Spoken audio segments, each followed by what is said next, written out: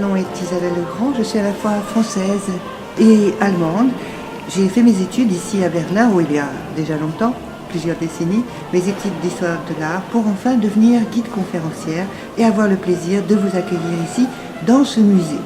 La fonction première du bâtiment n'était pas d'être un musée, mais un arsenal, comme vous voyez, ces objets guerriers ou même ces magnifiques sculptures qui ornent cette cour intérieure représentant des guerriers, des soldats mourants, donc chef-d'œuvre de la sculpture baroque de la fin du début du XVIIIe siècle.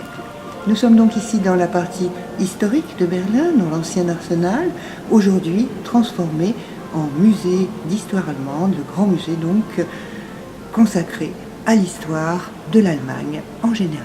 Donc je vous propose une visite ensemble, une visite que j'essaierai de rendre agréable, car bien sûr l'histoire est lourde, l'histoire allemande est dramatique, tragique. Et ce musée donc, eh bien la collection s'étend pratiquement l'histoire jusqu'à aujourd'hui. Alors, en fait, j'étais venue pour 6 mois pour des études, intéressée aussi car une partie de ma famille vient de Berlin et a heureusement immigré donc dans les années 30. Donc ça faisait partie de l'histoire de ma famille et je suis venue à Berlin-Ouest. À Berlin-Ouest, eh bien, je faisais mes études, je venais ici, mais c'était bien sûr beaucoup plus difficile.